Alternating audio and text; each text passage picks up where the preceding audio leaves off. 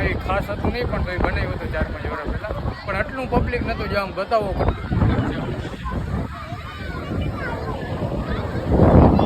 એટલે બહુ જાજું પબ્લિક એમ. એટલે જો તમે દ્વારકા આવતા હો ગમે ત્યારે દ્વારકાની વિઝિટ કરતા હો ને તો ત્યાંથી 10 થી 15 કિલોમીટર જેવું શિવરાજપુર બીચ થાય. મુલાકાત લેજો શિવરાજપુર બીચની, જઈ દો.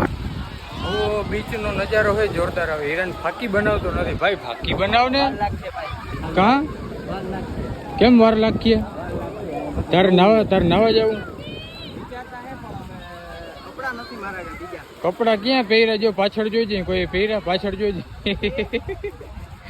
કપડા પહેરવાના જ ના હોય આમાં. નાવું એટલે નાવું પછી.